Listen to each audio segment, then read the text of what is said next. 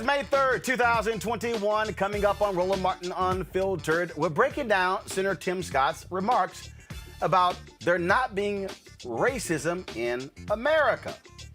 A lot of black people are mad because President Joe Biden, Vice President Kamala Harris, Congressman Jim Clyburn, when they were asked, agreed with Senator Tim Scott. I shall do a deconstruction for you to explain to you why white people in America are so sensitive and so fragile. That explains why Biden, Harris, and Clyburn could not dispute what Scott had to say. And I'll be joined by anti-racism educator Jane Elliott as well. Nicole Hannah-Jones, of course, the creator of the 1619 Project, will join us to react to Senator Mitch McConnell's call to remove that project from federal grant programs. Same thing, y'all. White people in America afraid to confront race. North Carolina, Andrew Brown Jr. was laid to rest today. We'll show you some of his funeral. And guess what? The white supremacist Stephen Miller, who worked for Donald Trump, is now suing the federal government because of the provision of black farmers getting $5 billion. And they're saying, oh, this is unfair because we're white. But they're overlooking the billion that they've gotten in American history. We'll be joined by the head of the National Black Farmers Association, John Boyd. Plus, racial disparities in healthcare, even in the emergency room. We'll talk to an ER doctor about a video that's gone viral for a white ER surgeon basically mocking a brother for his symptoms. In our book club segment, we have the author of Sure, I'll Be Your Black Friend. Join us. Also in Fit, Live, Win, we'll talk about getting back in shape after the year on lockdown. And I'll share with you my return to TV One. Did I just say that? I'll explain. Hey, it's time to bring the funk on Roland Martin Unfiltered. Let's go. He's got it. Whatever the biz, he's on it. Whatever it is, he's got the scoop, the fact, the find. And when it breaks, he's right on time and it's rolling. Best believe he's knowing. Putting it down from sports to news to politics. With entertainment just for kicks, he's rolling. It's on go, roll, y'all. It's Roland Martin, yeah. Rolling with Roland now. He's funky, he's fresh, he's real, the best, you know he's Roland Martin now.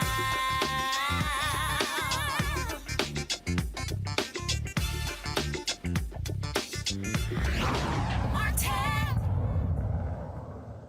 So for the last 5 days, folks have been up in arms because Senator Tim Scott, when he appeared to give the rebuttal speech, okay, on the night President Joe Biden spoke to Congress, he talked about there being no racism in America.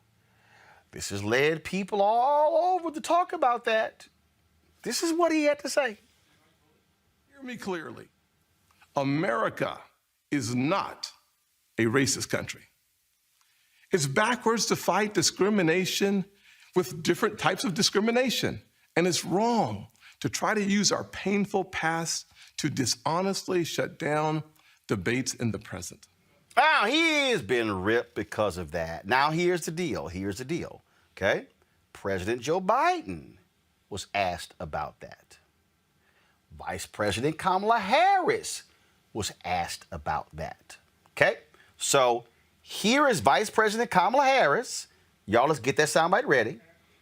This is what happened when she was asked, okay? Because see, again, though, see, y'all understand what happens is when somebody makes a comment like that, everybody named mama want to ask everybody else, especially all the black people, to comment. So all of a sudden, she got asked about it, and people were like, oh, my goodness, I can't believe Senator Kamala Harris, she didn't sit here and she didn't condemn what he had to say. Do y'all have the soundbite? Okay, I don't understand why we don't have the soundbite. Do y'all have the one with Joe Biden comment about this? Okay, I don't understand why we don't have Joe Biden talking about this. Okay, so here's the deal. Last week, President Joe Biden and Kamala Harris were both asked about exactly what Tim had to say. Okay, and what ended up happening was both of them remarked about, well, you know, this whole issue of there's no racism in America. Then they went on to explain it. Okay, do we have the Jim Clyburn soundbite?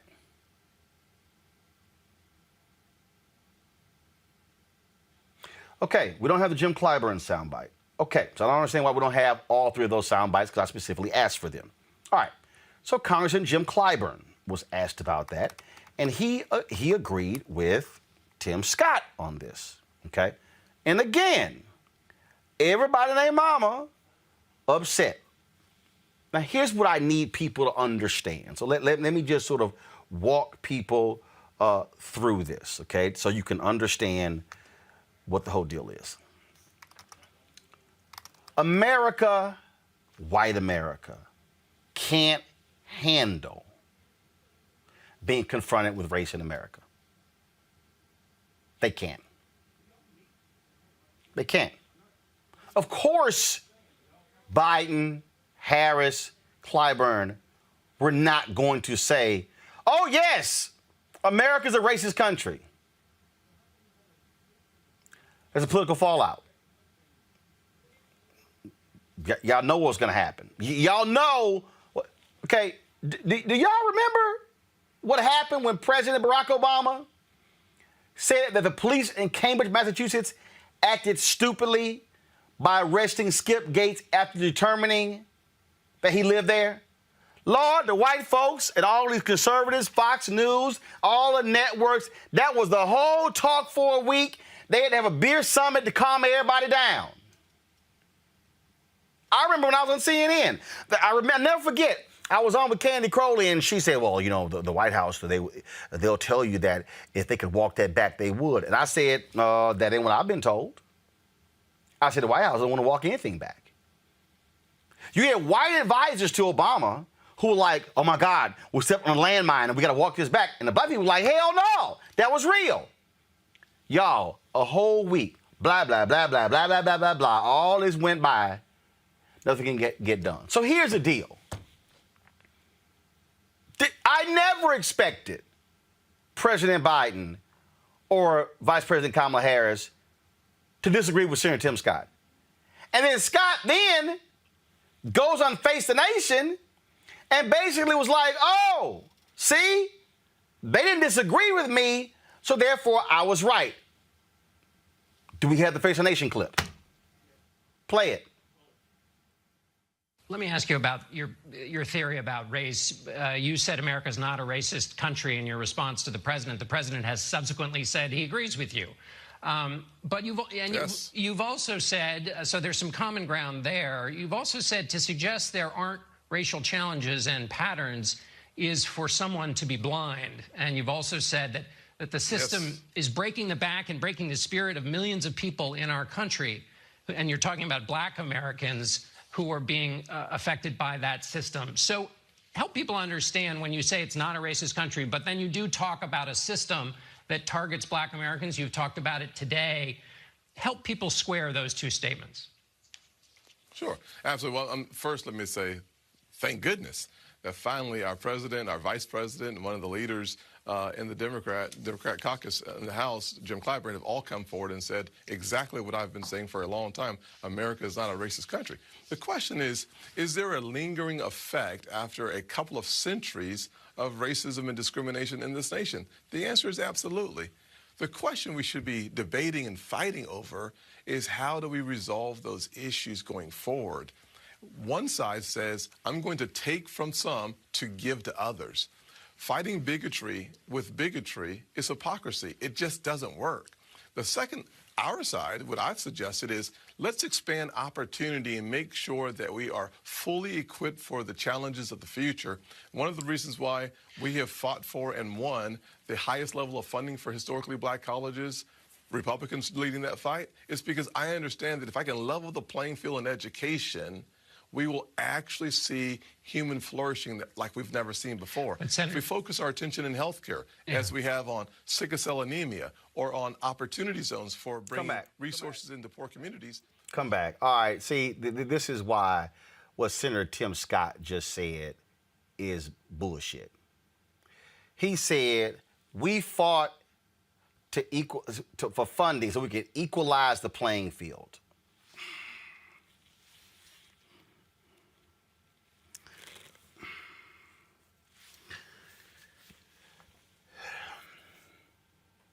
Do y'all know what the endowment of Harvard University is? The endowment of Harvard is $40 billion.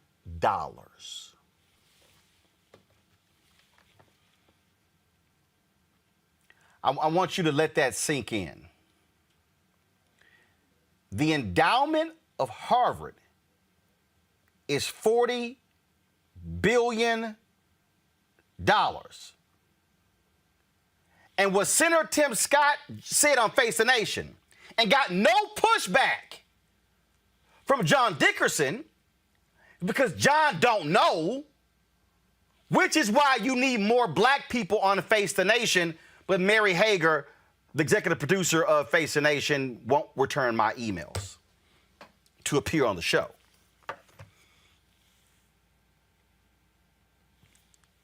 The Republicans didn't grant $40 billion to HBCUs. The endowment of Harvard, that's just one endowment. We ain't talking, that's Harvard. We're not talking Yale, Princeton, Columbia, Brown, Cornell, Ohio State, Texas A&M, University of Texas. We can go on and on and on if y'all want to. So Senator Tim Scott knows he's lying.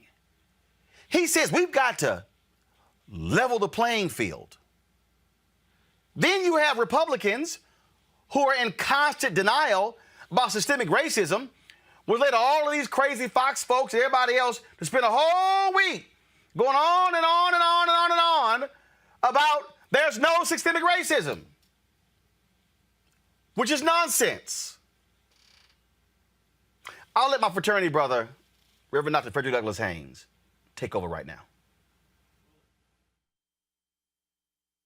Because Nehemiah did not allow his position to blind him to the predicament of his own people.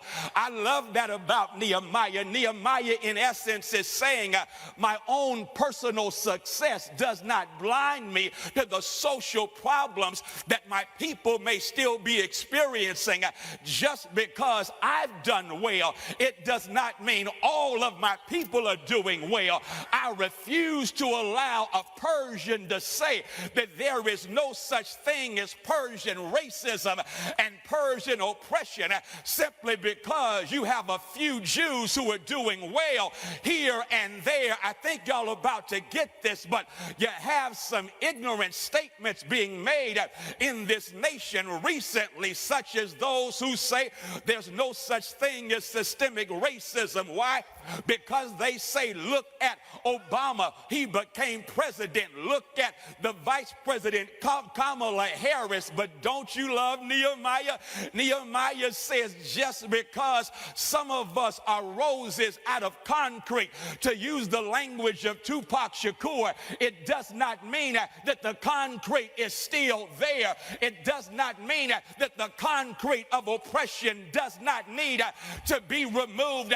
Just because I blossomed anyhow, it does not mean that people are not suffering because of unjust structures and systems. Well, my sisters and brothers, I'm loving that because Nehemiah says I am in a position of privilege, but I want to know how my people are doing. I'm not going to protect the Persian political economy by simply saying, watch this, ain't no such thing as systemic racism in Persia. I'm not going to respond to the president's State of the Union message and deny the reality of racism simply because I'm doing well. I'm not going to protect their sensitive feelings and their Persian fragility. Y'all gonna catch this in just a moment. I'm not going to protect them and act as a clown for them by denying reality just because they're paying me to be where I am. And so, my sisters and brothers, please understand that when God blesses you with privilege, God privileges you with the platform not to blind you to the predicament of those who are suffering, but to use your privilege for those who are underprivileged. If you don't do that, Jesus said you may be on your way to hell, because that's what happened to Dives. Dives was privileged. Dives was prosperous, but the book says he was blind to the pain predicament of one Lazarus at his doorstep, and the book says that he died and went to hell. And let me say to every Tim Scott out there who is blind to the privilege that God has blessed you with, and you're blind to the predicament of those who are suffering, you better be careful, because there's a hell waiting on those who allow their privilege to blind them to the predicament and pain of those who are suffering. Kamala, don't fall for the political okie doke. Don't deny the reality of systemic racism in this nation, because every outcome lets you know that black folk are still catching hell. We catch hell because of environmental racism.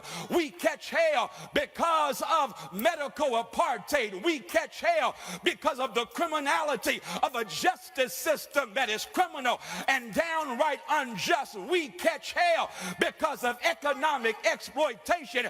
We catch hell because of voter suppression. All of that is systemic racism. All of that says America is a racist country. If you walk like a racist, if you have policies like a racist, if you talk like a racist, you are a racist. Now, this right here was Vice President Kamala Harris appearing on ABC, Good Morning America, the day after Biden's speech to Congress. Threats to our national security is domestic terrorism manifested by white supremacists. And so these are issues that we must confront, and it does not help to heal our country, to unify us as a people, to ignore the realities of that. What you had there was, see, there are a lot of black folks. I've gotten some emails from people sitting here saying, well, why didn't she condemn it? She ain't right. You know what? She should have condemned it. Y'all, I done told y'all, this America. Y'all, America can't handle realness. Go back.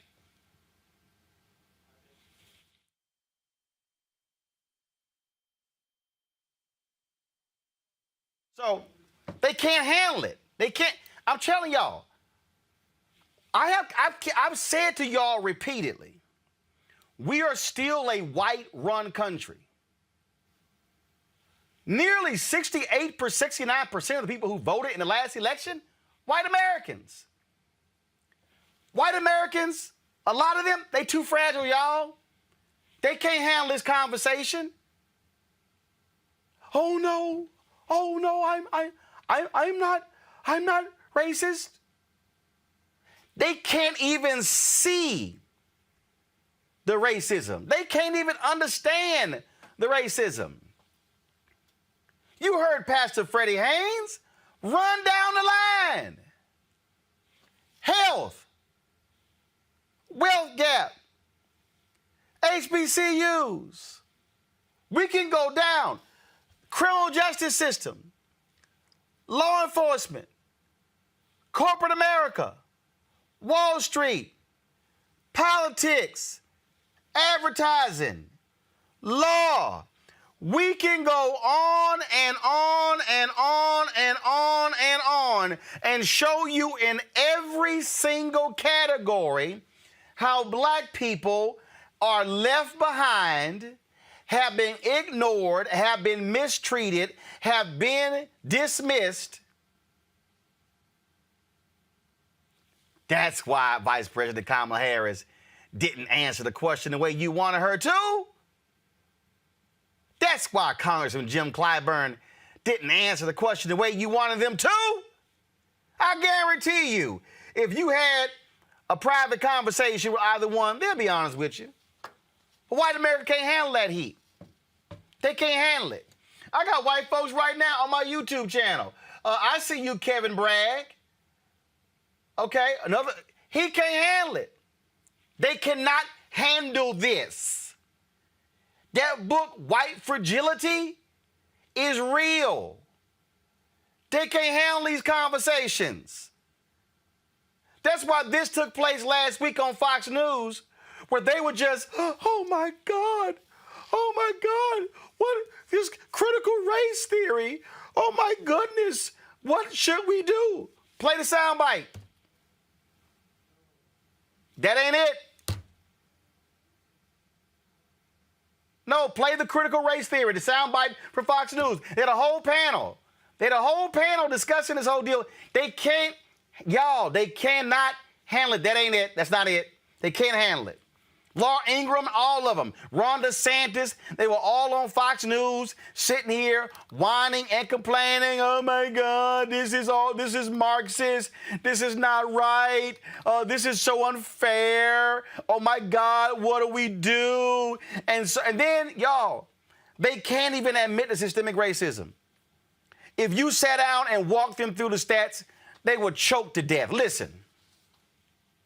That we are a systemically racist country. Your reaction? Well, it's a bunch of horse manure. I mean, give me a break. This country has had more opportunity for more people than any country in the history of the world. And it doesn't matter where you trace your ancestry from. We've had people that have been able to succeed and all. And here's the problem with things like critical race theory that they're peddling. They're basically saying all our institutions are bankrupt and they're illegitimate. Okay, so how do you have a society if everything in your society is illegitimate? So it's a very harmful ideology, and I would say really a See, I ain't got to play the rest of that nonsense. See, y'all, because see, here's the deal. Here is Ron DeSantis sitting there. Oh, my God, how dare you? What?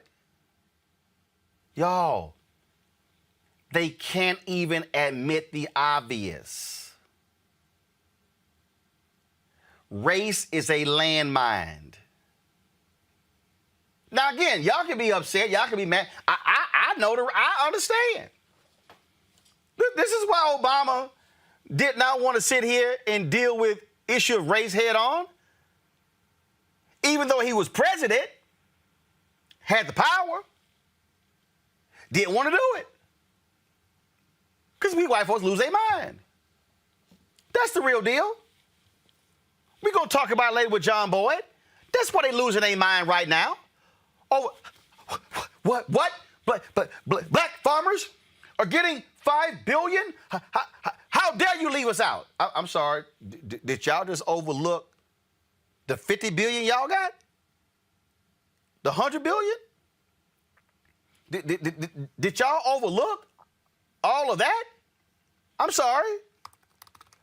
See, Ron DeSantis, he sits here and says all this nonsense about, oh my goodness, I mean, and Laura Ingraham, how dare they? There's no systemic, y'all, they can't even define systemic racism. Well, since y'all can't define systemic racism, this is what Bernice King posted on her Twitter page 2 days ago. I'm gonna let her daddy explain it to you. America's opportunity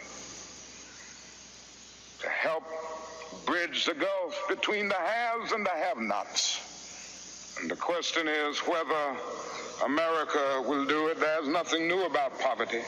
What is new is that we now have the techniques and the resources to get rid of poverty.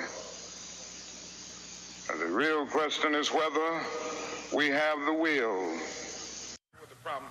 At the very same time that America refused to give the Negro any land, through an act of Congress, our government was giving away millions of acres of land in the West and the Midwest. which meant that it was willing to undergird its white peasants from Europe with an economic floor. But not only did they give the land, they built land-grant colleges with government money to teach them how to farm. Not only that, they provided county agents to further their expertise in farming. Not only that, they provided low interest rates in order that they could mechanize their farms. Not only that, today many of these people are receiving millions of dollars in federal subsidies not to farm, and they are the very people telling the black man that he ought to lift himself by his own bootstraps. And this is what we are faced with, and this is the reality. Now, when we come to Washington in this campaign, we are coming to get our check. See, that's the king they don't want to play around his birthday. So what I'm walking y'all through, and this is, let me be real clear, this is not, you making excuses for Kamala. No, I'm not. I'm just trying to explain to y'all the reality. I'm just trying to explain to y'all the reality of why you are not going to see her as vice president. You are not going to see her sit here and take a forceful position on this because y'all, white voters cannot handle this level of truth. We're trying to get Jane Elliott on. We've been having some issues. She's in Mexico, so we're trying to get her on. And we're walking through this because, see, I just need y'all to understand what's going on politically. Biden, he's 78. No guarantee he's going to run for a second term. Harris would be the natural top choice in 2024. She can't say that because white folks will talk about that for the next 3 years. That'll be her whole campaign. I'm just letting y'all know you cannot be a black candidate running for and I'm going to say mainstream position, because when you represent a majority black city, a majority black congressional district, they ain't the same. It's because white voters will hold it against you because white folk in America cannot handle being confronted with the reality of race and history, and they cannot accept that their whiteness has advantages in this society. Michael Brown, Dr. Julianne Malveaux, of course, we also have Eugene Craig. Michael, I want to start with you because, look, you serve on the DNC Finance Committee. White Democrats can't handle this conversation. White Republicans cannot handle this conversation. The operative word in both is white. Yeah, I mean, you're right, and your whole hypothesis is correct in helping to educate your viewers on understanding why people said the things they said. Now, that doesn't also make it correct, though you are correct. But it's also at some point in time, leaders have to, well, I understand the calculus and get all that, but at some point in time, leaders have to go out on a limb to start having this tough conversation that you say white folks don't want to have, or a lot of white folks don't want to have. But as we were watching, especially last summer during the Black Lives Matter protests, you know, we saw the protesters, we saw a little more diversity in the crowd. We did see white folks that were there, obviously Latino and Asian. And so we were able to see maybe a different type of person at these kind of protests that are quote unquote for, you know, black folks or black issues. So maybe it is time for our leaders to say, you know what? Yes, there is systemic racism. And yes, there are also racist people in our country. I think to say that now, I think is to challenge our folks being fellow Americans, into having the conversation that folks haven't wanted to have over the last couple hundred years. And maybe it's just, I know it's tight. Look, I understand the political calculus of why they said the things they said, and it may have upset some people. But at some point, maybe it's time just to say, you know what? Yes. And we have to deal with it. Clearly, people watching on the news every night, whether it's a police shooting, whether it's housing discrimination, or all the litany of issues you just checked off, clearly it's there. I don't know why we're pretending it's not. But see, here's the deal, Julian. This ain't for us. Hell, we know the truth. This, what I'm talking about here, this is for white folks to have to confront. See, look, when Dr. King talked about, I think, to Harry Belafonte, I think I'm leading my people into a burning building, and then was like, well, you know what? We got to be the firemen. The reason last year made a difference. Let's just cut to the chase. You don't have millions and billions being set aside. You don't have all of a sudden all this money flooding into HBCUs, 90 million going to Black Lives Matter, almost 150 million going to the NAACP because black folks were protesting. What happened after the death of George Floyd is because white folks were protesting, and white corporate struck powers in America like, oh shit. Now the white folk done join with the black folk, and now we got a problem. Adidas, internally, we're talking about, well, we gonna keep the 10 million. The white folks said, hell no, that ain't enough. Next day, Adidas was like, shh, oh damn, we gonna do 100 million. The civil rights people understood, Julian, that if a white kid came up missing in Mississippi, the FBI was gonna be there like white on rice. They said because it's a different perspective when a white kid come up missing. That is America. This ain't a question that Clyburn needs to get asked or Kamala Harris needs to get asked. This is a question white legislators need to get asked to force them to deal with it, because, hell, we've been dealing with it because we've been on the receiving end of it. Roland, Tim Scott played Mr. Bojangles very well last Wednesday evening. Basically, he threw some red meat into the conversation. What he said was not for us. It was to assuage white people. That's right. Had Vice President Harris, President Biden, or Brother Clyburn said anything like America's a racist country, imagine how many commercials people would have gotten off of that. He did what he was told to do as a good little puppet that he is, and tried to start some stuff. The problem is that too many of us fell for the okie doke. So we have to just look at this and say, let's look at the long game. As you said earlier, Vice President Harris is a logical successor to President Biden, but if she puts her fist up in the air, she's going to be caricatured just like Michelle Obama was. Let us put our fists up in the air, Roland. Let us fight for it, and let her be the vice president that we know she can be. Furthermore, on the farmer thing, white folks just don't know history. They just wouldn't know truth if it slapped them in the face. How do we go from losing 90% of black-owned land from 1920 until 2020? We lost almost all of our land. The Emergency Land Fund, now defunct, but with their papers, I believe, at Tulane University, documented the many ways that people took our land. Black economic prosperity is a threat to white people. That's why this is a racist country, but I'll say it. I don't want my vice president to say it.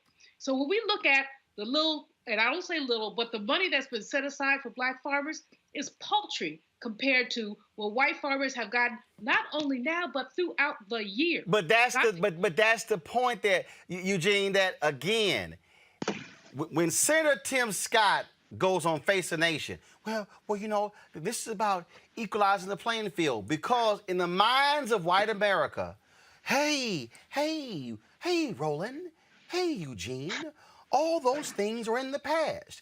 We're now on the same playing field.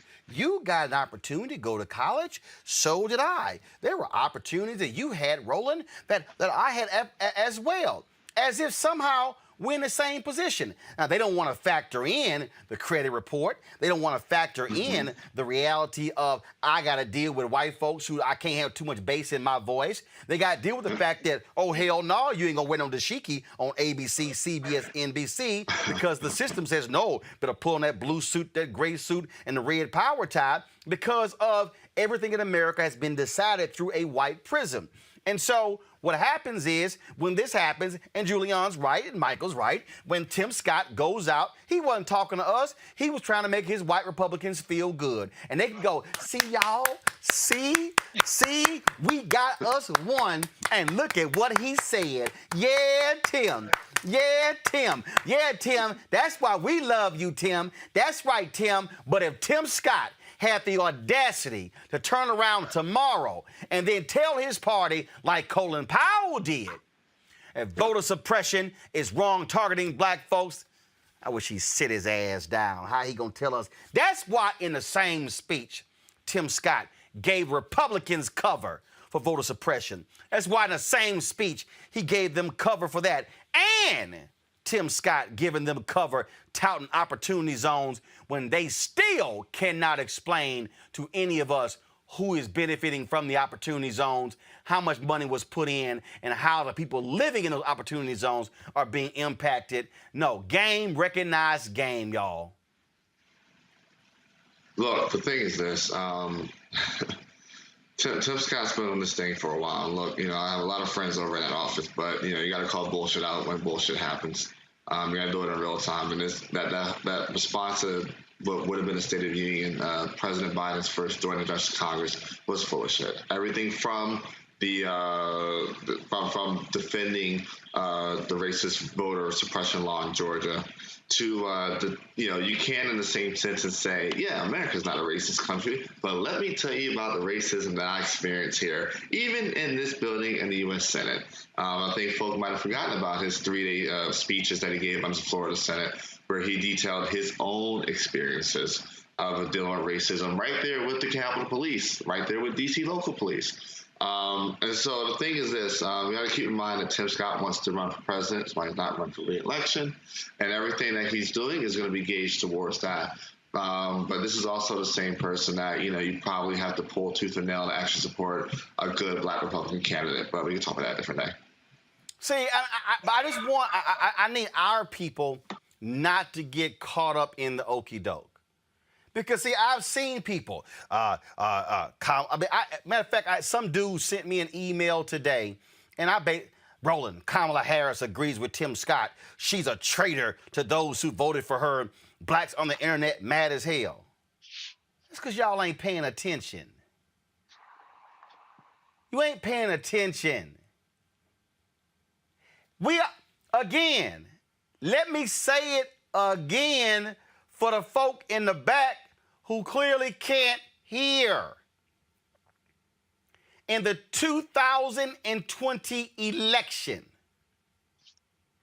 of the total number votes cast, white voters represented 69% of all votes cast. That means Native Americans, Latinos, Asians, black people made up the other 31%. So if you're running for president, you're going to have to make white people real comfortable. So Harris is not going to say, oh, yes, America is a racist country. Tim Scott later, there are pockets of racism. And see, I think some of y'all that get confused. You can't run for statewide office as if your district looks like that of Congresswoman Maxine Waters. Hello. Or Congresswoman Alexandria Ocasio-Cortez. That ain't America. So she has to make a political decision. And now let me help y'all out. Guess who could say it and speak truthfully? Joe Biden. Why? Because he white.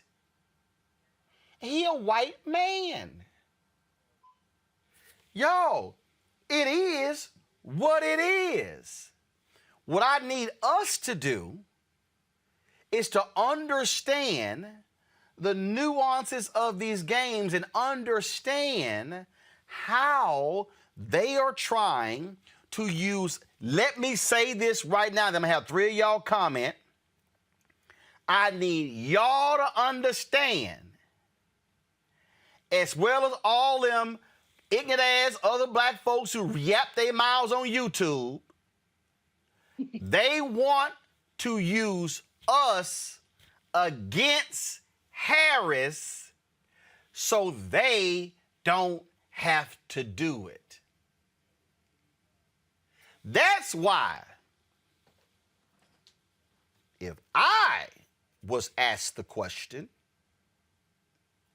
and I was Vice President Kamala Harris, or if I was Congressman Jim Clyburn, and they said, Mr. Vice President Harris or Vice President Martin or Congressman Martin, do you agree with what Senator Tim Scott had to say? Roland would have said, the average white family in America has 10 times the wealth that of African Americans. I would have brought the point Julian made up, how African Americans have lost 90% of the land that's been accrued. The number of black banks that we had in 1900 was far higher than what we have in 2021. I would have talked about how black people died more than anybody else proportionally when it came to COVID. Show me a particular stat, whether it's cancer, breast cancer, or anything else. I will show you black people is at the top of the list when it comes to those being most impacted. I would have shown you who are most impacted when it comes to police abuses cases in America. Black people. I would have just ran down a litany and I would have said, so if Senator Tim Scott would like to work with me to address these systemic issues, I'm more than happy to take his phone call. What's your next question? See, y'all. See, Michael, what happens is this is the game. I keep telling everybody, this is why I rarely call somebody a racist. They want the conversation to be about, is America racist? Not racist. Scott says not racist. What do you say? I can't say racist, so I got to go because white people are so, no, I got to say not racist. No. Well, they don't want to talk about stuff in between. So when Tim Scott says on Face the Nation, well, I work to level the playing field. That's when an actual informed anchor, sorry, John Dickerson, you don't have the data, would have said, I'm sorry, Senator Tim Scott, can you tell me what is the collective endowments of all of America's HBCUs? And do they even represent 10% of Harvard? There you go. See, Michael, that's how you respond. You don't play racist, non-racist. You play what's actually happening and force them to talk that conversation. Go ahead, Michael.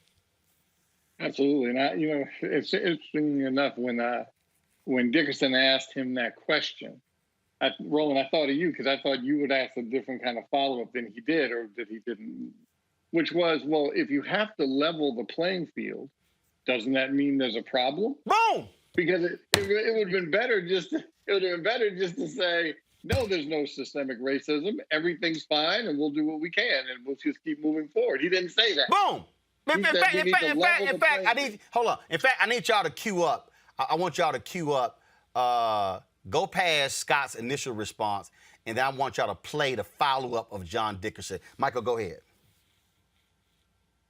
After the No. They're getting it ready. You go ahead and finish your thought. Okay, got you. No, I pretty much finished it. Again, as soon as he said it, I was like, wow, that's interesting. Well, if you have to level the playing field, doesn't that mean there's an unbalanced, not a level playing field, which means racism, systemic racism?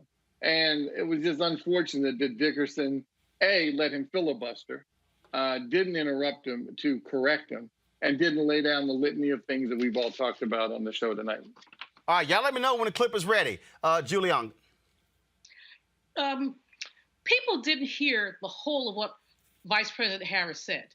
She said we were not a racist country, but we had racist foundations. She talked about that. So it's easy to take that first sentence and say, oh, she said it wasn't racism. She agreed with Tim Scott. But she didn't agree with Tim Scott.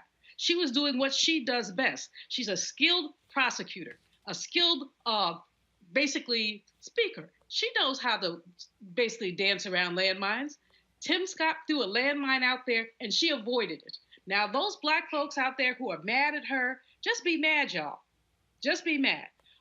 It's unfortunate that not only what I'm afraid of, Roland, or I'm not afraid of, but what I'm concerned about is those of our colleagues and our friends who are not well informed, who may use this as a way of saying, I'm not going back out to the polls in 2022, because 2022 is essential.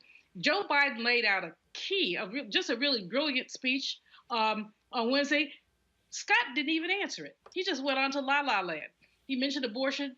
Biden didn't talk about abortion. But what Harris said, she talked about our foundations, and you can't deny those. And so let's not say that she agreed with Tim Scott. She basically parsed his answer to basically serve her purposes. But again, what he gave was the bumper stick answer, and that's what they all ran with. Go ahead and play the clip, please.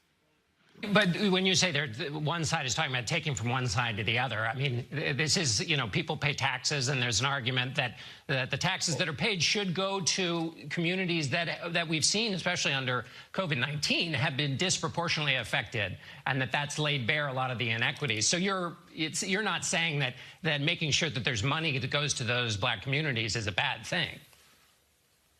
Well, John, let me say it differently. When you pass a COVID package with $2 trillion of spending, and in your package you hide in there, if you are a Black farmer, we will give you resources, but if you are a white farmer, you're excluded from those same resources. That's taking from one to give to the other. It's one of the reasons why in the 1990s, the USDA had to pay out the Pickford settlements to Black farmers for taking from them to give the white farmers. So we're going to reverse that and call that a way of creating fairness in our country? That doesn't really work. Right there, Eugene, you heard, to Michael's point, how John Dickerson was grossly unprepared for the comeback. And even on that particular point, if Senator Tim Scott, see, there's a reason Senator Tim Scott has been refusing to come on this show. Because that point right there, I would have destroyed his ass on that one.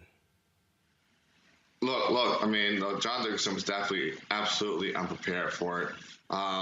But one more time, even in that case, face the nation would have to deal with their own racism, that they perpetuate, that'll cause some problems for them. And look, you're not going to see Tim Scott or Burgess Owens or Byron, step on this show and address these issues, because their typical Republican talking points will get absolutely destroyed and blown up and tossed out the window. They have to actually deal with actual specifics, and we deal with specifics. There's no other argument other than that this country perpetuates systematic racism by virtue of the institutions, by virtue of opportunities, and by virtue of outcomes. And that's an argument and discussion that almost none of the Black Republican electors want to have, because then they have to look in the mirror and say, okay, what am I actually using my perch to do to deal with these issues, rather than, figure out how can I stay in the good graces of the former president and those like him. I want to bring in Nicole Hannah-Jones, of course, the creator of the 1619 Project, in right here, because all of this dovetails us perfectly what she's been dealing with in response. Of course, all these people being so upset. I mean, these white folks are really bothering themselves by the 1619 Project, because I keep telling y'all, white folks in this country are so fragile. They can't handle history, but they can only believe his story, okay? They can't handle anything else. That's why you have now Senator Mitch McConnell trying to attack her and telling the Department of Education, don't you dare include the 1619 Project in any federal grant programs in this country. Nicole, we've been talking about, of course, the comments made by Senator Tim Scott. And then even right there, when you heard him on Face the Nation trying to say, well, the reason we had the Pickford decision was because money was being taken away from Black farmers to white farmers, and now we're trying to reverse that? No, Tim, we're trying to still deal with the inequities from the Pickford decision, because even that wasn't enough, and you would think a Black man from South Carolina could understand that. But no, instead, he's simply tap dancing on the dance card of the Republican Party. Well, I think that Representative or Senator Scott I think he does get it. He certainly understands, coming from his roots, that Pickford was about redress for discrimination. But this is something that it's a tool we've seen the Republican Party use really since the end of the civil rights movement. When you could no longer legally discriminate against Black Americans, the tactic then became to claim that redress for discrimination is equivalent to discrimination. That if you actually are trying to undo the harms of discrimination, that is just as bad as discrimination. And you've seen the Supreme Court make similar rulings, for instance, in Parents Involved, where it said, programs to try to help desegregate schools were just as bad as programs that segregated schools. So I don't believe that he doesn't know what he's talking about, but he's sticking within the talking points of the Republican Party. And it sounds, I was just going to say that the reason it's effective is, of course, it framed that way does sound unfair. Well, why should white farmers not be able to get something that Black farmers get?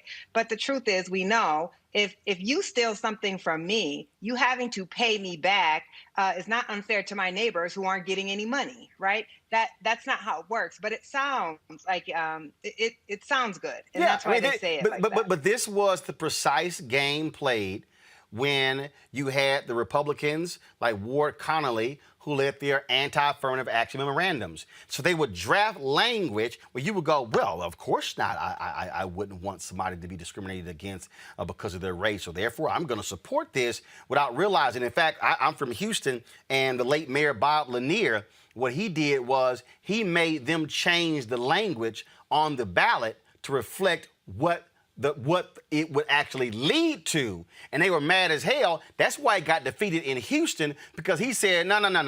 That language not going to fly, because we're going to put the actual intent down. And so you're right. Senator Tim Scott knows exactly what he's doing. And so he wants to sit here and provide the cover because he's running for re-election. And so he wants, he wants to get reelected. He needs to play up to these white Republicans in South Carolina in order for him to win the primary, because he knows if he gets out of the primary, he's going to win in the general. And so he needs to be called out. But this is also why, and again, John Dickerson, fine, you're a nice journalist, but you're grossly unprepared for that question, because, as Michael said, the comeback should have easily been, so if you have to level the playing field, that means it's uneven. Senator, how did it get uneven? Now you got to force him to say, so why are you having to provide funding to HBCUs? What exactly happened where they are grossly underfunded? Senator, please tell me what's the endowment of the largest HBCU in the country, and does it even come close to the top 100 largely white institutions in America? He can't answer that question. Now all of a sudden he's stuck. Yeah, I mean, this is why you see so much opposition to the 1619 Project. It's because when we talk about issues of racial inequality, whether it be economic inequality, whether it be inequality in education, inequality in the criminal justice system, inequality in the treatment of Black farmers, if we can just pretend that today is today, and we have no past, nothing created this, there's no long history and legacy of legalized discrimination, then we can use that rhetoric of equality without actually having to do anything to address the inequality. So if you actually have to grapple with the past and all of the institutions that really conspired to keep Black people in the lower caste, then you are charged with having to do something to rectify the current inequality. So we have to kind of exist in this space where the only thing that matters about our past are the good things, and all of the bad things about our past are irrelevant to the society we live in today. That's why I played that. That's why I've been laughing, because all of these folks on Fox News and conservative media, they've been going on and on and on.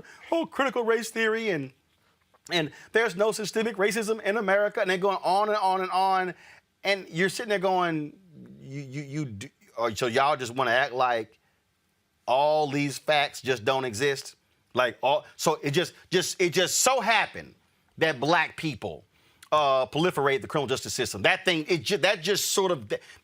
just happened. It's just That's just on y'all. Y'all were just born criminal, and that's why. Oh, the health disparities. Oh, no. Please, racism in medicine had nothing to do with that. In fact, that's going to be our next conversation. How this white doctor treated a brother who went to the hospital. She's like, yeah, you want some narcotics, huh? I mean, Nicole, the reason black people initially were not addicted to opioids is because white doctors would not prescribe opioids because they said, yeah, they just here trying to get a high. And guess what? They ended up hooking white folks on opioids. Yes. Absolutely. It's the one time where being discriminated against has actually saved our lives for a brief period of time. So, of course, that's not the case anymore. And Black people are now also being ravaged by the opioid crisis. But I think what this just speaks to in general, if you were to ask, I don't even know how Republicans discovered all of a sudden critical race theory because it's been around for at least 2 decades. But if you were to ask them to list a primary text of critical race theory that they've read, if you were to ask them to actually give examples of how critical race theory operates in our society, they couldn't give those examples. They haven't read the text. They don't actually know what it is. But it's become this, I don't even like to say part of the culture wars. It's become this part of this effort to really stoke white resentment. Oh, no, that's all Republicans it is. are leaning into. Oh, no, let's be and real. we shouldn't call it culture wars. No, it's not a culture war. That's not actually what it is. No, it's not a culture war. Here's the deal, and this is real simple, and this is why Mitch McConnell is attacking you, the 1619 Project with the Department of Education. This is just the facts. And this is why I need all the black people who are bitching and moaning about what Vice President Harris had to say to understand what's going on here. This is very simple. Stock market, jobs report, major bills being passed, highly popular with American people, President Joe Biden's approval ratings high. What they need, they desperately need white conservative evangelicals and non-college educated white people to be so enraged with wokeness, cancel culture, critical race theory, 1619 Project, black farmers getting $5 billion, and then they trot out Senator Tim Scott. What they need is they have got white people. They're coming after our way of life. That's why I'm dropping a book next year called White Fear. That's all this is about. And so we got to understand not to get caught in their game.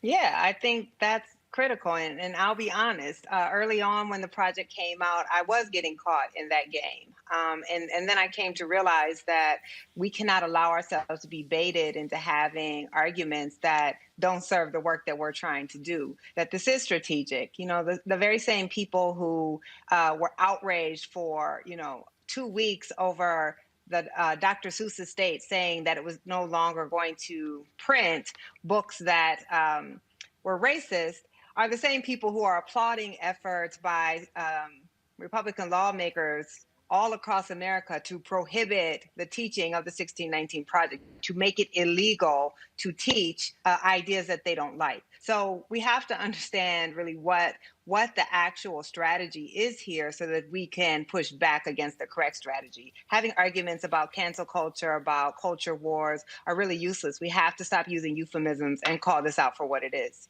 Oh, absolutely. So that's why anytime I see any of these people, and in fact, you got to understand, literally right down the hall from me is Bob Woodson, who came out with that 1776 thing or whatever the hell that thing was. And I was like, Bob, that crap ain't gonna fly. And so you can sit here and have these white folks, white conservatives, prop you up, and talk about we need to have personal responsibility in our neighborhoods.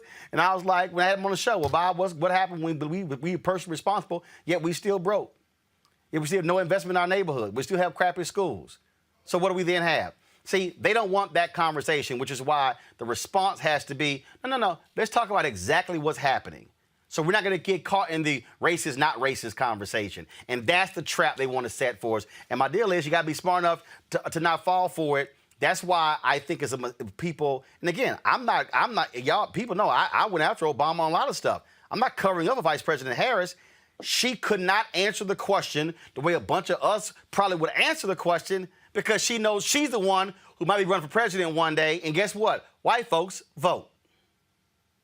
Well, and she's the second highest ranking official over United States of America. So the expectation that she is going to say that she is helping to run a racist country it's not a realistic expectation. We understand that politicians have their role, and those of us who are not politicians have our role, and we as journalists have a role to tell the truth. That's not necessarily the same role that politicians have all the time. They have to speak to their constituents.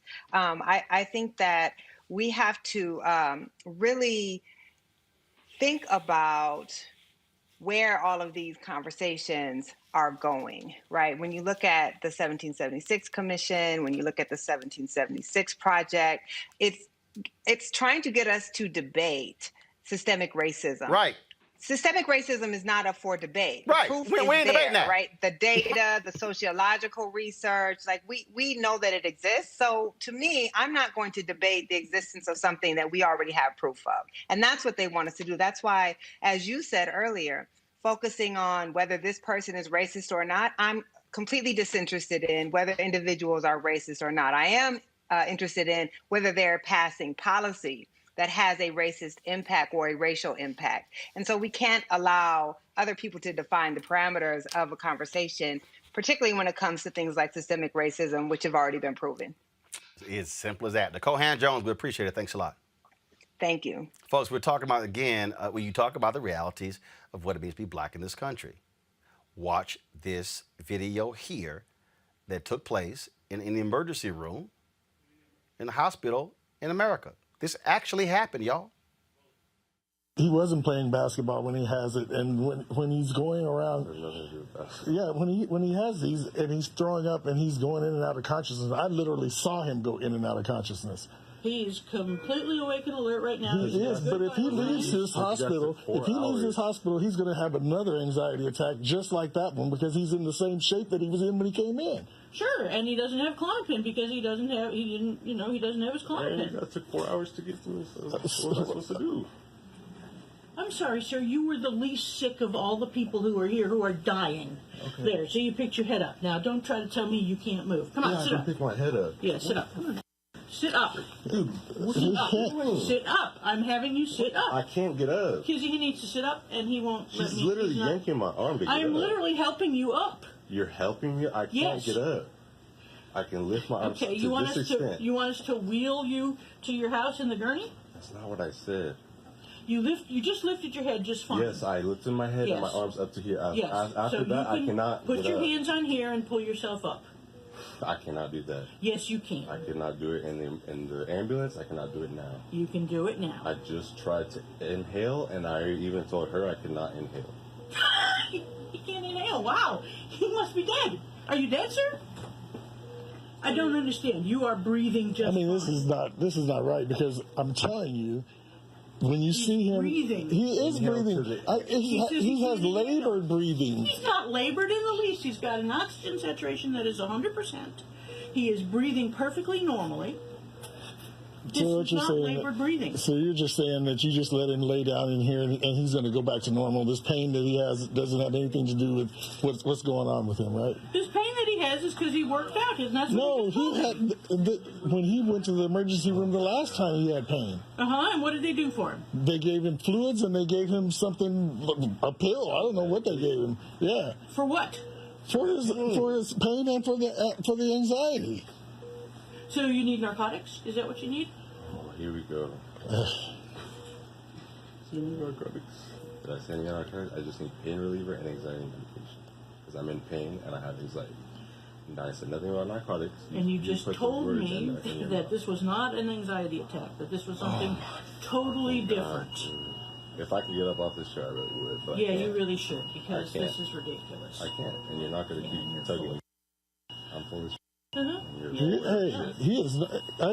And I'm sorry because, I came in here wanting to help you, and you're turning your story around. You're changing your story. Yes, you are. You're making all different kinds of, you're saying one thing and then you're telling me another thing, and then you go back to the first thing. Like you. So sometimes here's. Huh? Like you. So sometimes. What? I'm not saying I'm not changing anything. No. I'm not saying anything different than what I've said the whole time. Like me. No. You have changed your story every time. Whoa. Yeah, that's how pissed off you've gotten me, okay? Oh, I didn't do anything. Yes, you did. So, put an IV in him, give him a liter of fluid, and we'll get him out of here. All right, folks. Now, the video you just saw is actually 3 years old. This took place in 2018. Dr. Beth Keegstra was working at a hospital in El Camino, California. And so she was suspended as a result of this. But this has been circulating on social media, and it's illustrative of the reality of what Black people face even in medicine. Dr. Dan Fagboui is a pediatric emergency medicine specialist. He joins us right now. Doc, glad to have you. And again, even though this is 3 years old, you heard us just talking about what happened with opioid crisis. Black people were told, go take Tylenol, go take Advil, when white folks were given more powerful painkillers because white doctors were thinking, oh, they trying to come here and get high. And so racism was in the play. So when you hear Senator Tim Scott, and you hear all these white conservatives run around and say, oh, there's no systemic racism. There is systemic racism in the health field, the law field, the engineering field, the architecture field. We can go on and on and on. It's in the DNA of America, and it has dire consequences in health.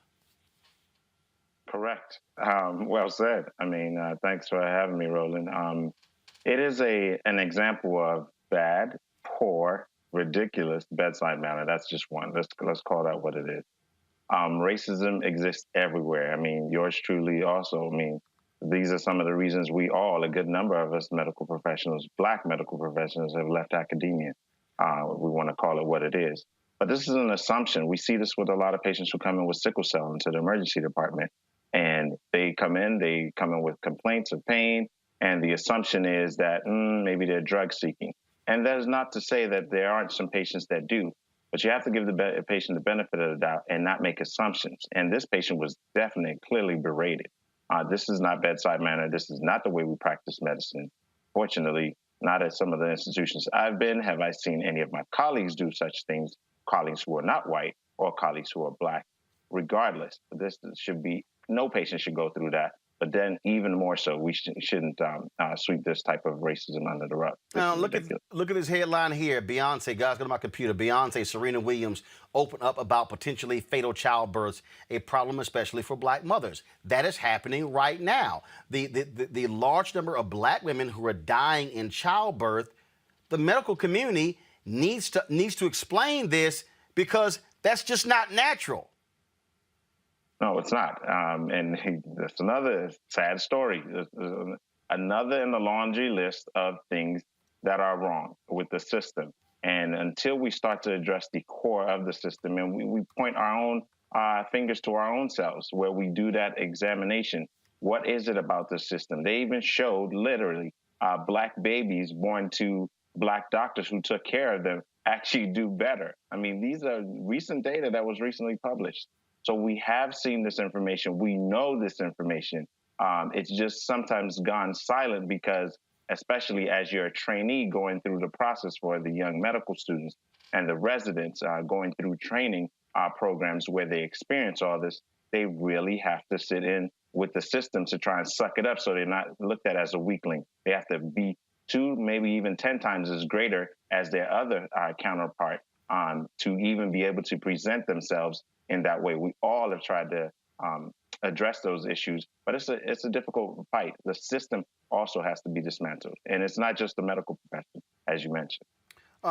Julian, your question for the doc here. I mean, this is, again, why shows like this matter, Julian, because if we're not driving these questions, if we're not raising these issues, let's just be real clear. It ain't going to come up on CNN, MSNBC, Fox News, ABC, NBC, CBS on a regular basis.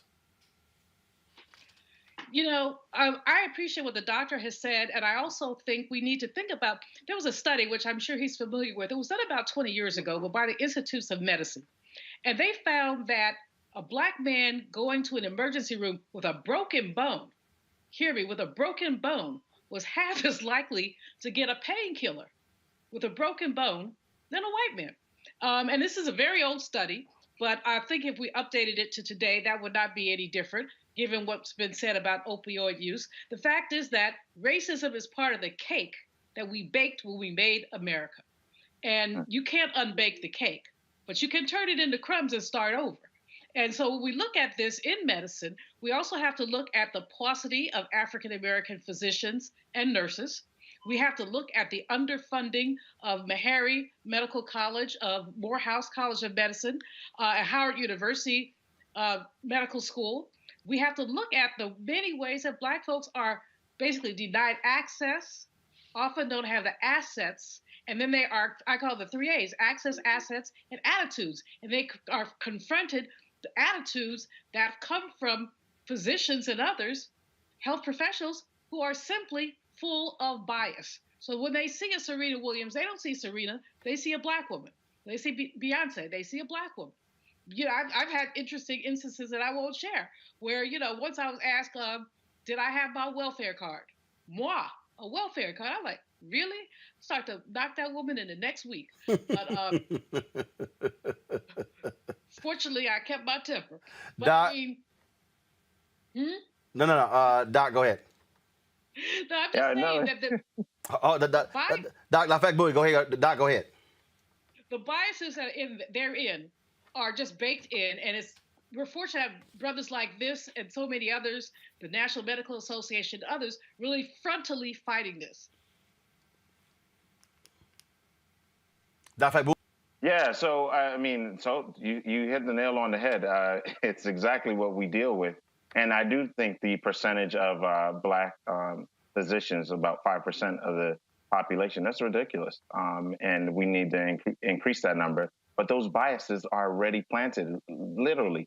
The patient was being accused of drug seeking. He said he had anxiety. And there's some patients that fake, but that's not what we do. That's not how we practice medicine. So you definitely see the difference is clear. So how do we address that? That means the American Medical Association has to address it. That means hospital systems have to address this. That means healthcare systems have to address this. Inequities, they need to be on their boards. They need to be on their C-suite levels. They need to be promoted in terms of academia and on impact in medical school. So there are lots of reasons and funding for education to support that. Even at the high school level, as we start to funnel them into the health and allied healthcare professions. There's so many ways to start to address this. But it's not being addressed, and it's falling on deaf ears, frankly. And we've had many debates on Twitter about this, many debates in articles. You remember the racist comments that were made recently. If you're not familiar, please, it's all out there. So it's a struggle. We're constantly dealing with it, but it's not just us. It's everybody, and America has the time to make some changes. And hopefully that'll happen soon. All right, Dr. Dan Fagbui, I appreciate it. Thanks a lot. We'll thank you for your insight. All right, folks, got to go to a break. When we come back, we'll talk with John Boyd. Why are white folks so upset over the Black farmers getting $5 billion in the COVID relief bill? Really? And white nationalist Stephen Miller is helping the white farmers sue the federal government over it? I'm sure John has some interesting thoughts about that. That's next on Roland Martin Unfiltered. Black women are fierce, brilliant, courageous, dope. Black women are making a difference, making history, and changing the world. I think about all of the Black women who have showed up to fight for justice. We are starting to finally accept all the skills and talents a woman can bring to the table. Urban One, thank you. This one is so special. Are you trying to say that as of January 20th, that President Trump will be president? That depends on what happens on Wednesday. President Trump won this election. You think the election was stolen? Absolutely. At this point, we do not know who has prevailed in the election. This fraud was systemic, and I dare say it was effective. This is a contested election. President Trump won by a landslide. Hold them this way. The outcome of our presidential election is seized from the hands of voters. We have to make sure that they look into what has been the theft of this presidential election. Joe Biden lost and President Trump won. Whatever happens to President Trump, he is still the elected president. I would love to see this election overturned. No one believes that this guy got 80 million votes. It doesn't feel right. It doesn't look right. No ragtag group of liberal activists will be allowed to steal this election. The president wasn't defeated by huge numbers. In fact, he may not have been defeated at all. Over the next 10 days, we get to see the ballots that are fraudulent, and if we're wrong, we will be made fools of. Well, folks like white supremacist Stephen Miller are not happy at all that black farmers got $5 billion in the COVID relief bill. So he's joined with a group of Midwestern farmers to sue the federal government. They claim they can't receive COVID-19 loan forgiveness because they're white. According to the lawsuit filed by farmers from Ohio, Wisconsin, Minnesota, and South Dakota, President Biden's stimulus plan violates their constitutional rights. The American Rescue Plan provides $4 billion in loan forgiveness for socially disadvantaged farmers and ranchers who are Black, American Indian, Hispanic, Alaskan, Native, Asian American, or Pacific Islander. The U.S. Department of Agriculture issued the following statement, quote, "We are reviewing the complaint and working with the Department of Justice. During this review, we will continue to implement the debt relief to qualified socially disadvantaged borrowers under the law." John Boyd is the founder and president of the National Black Farmers Association, joins us right now. So, John, what do you make of the white farmers being so upset and hot and bothered by all of this? Well, I'll tell you, Roland, thank you for having me. And we must be doing something right. And here we have what's proven in history. White men filing suits against black farmers receiving money. And that's what they've been doing throughout history. They stole all the land from Indians. They stole the land from blacks. They supported sharecropping and slavery and all these awful Jim Crow laws. And now we're sitting here in the year 2021 where white farmers don't want black farmers to get a dime. And so far, Roland, we really haven't gotten any money. So they really put the cart before the horse yet. You know, the monies have not even been dispersed. And I've been urging the Agriculture Secretary to get those payments to black farmers, the debt relief, swiftly and quickly as possible. But as I speak to you, not a dime has went to black farmers and other farmers of color. And it shows the hatred, the bigotry that still exists in agriculture. You know, you're sitting there talking about discrimination. One of the most racist industries in the United States is the agriculture industry. Here we have an agriculture secretary of Texas where 8 out of 10 loans were denied to black farmers on average in this country, and he's filing suit against black farmers. So what kind of help is he offering black farmers in the state of Texas? Probably nothing. What do you say, again, we played the clip earlier. Did you see this Senator Tim Scott on Face the Nation where he called it reverse racism that you guys are receiving, the black farmers are receiving this, as if he's completely clueless to the history of black farmers, and then said, well, Pickford, that decision was to fix black farmers not getting funds. This is reverse racism. Well, here's the issue that Tim Scott and the other senator from South Carolina have. They need to really check themselves here, Roland. All of the money, just about 99% of $500 billion went to white farmers in the United States from taxpayer dollars. So here we have a mere $5 billion just scratching the surface, and they've gotten $500 billion with a T. And now they're sitting here talking about reverse discrimination. My question to Tim Scott is, how many times do white farmers get paid? They've gotten all of the money, all of the years, all of the decade, and all of the time. And we are the group that's been totally excluded based on all of the numbers, all of the statistics, from land loss to the lack of loans to the lack of presence at federal offices in the United States of America. These folks are lost, and they really need to check themselves and look into history. Look in the history of the United States of America, and it shows what I'm saying is factual here. Eugene.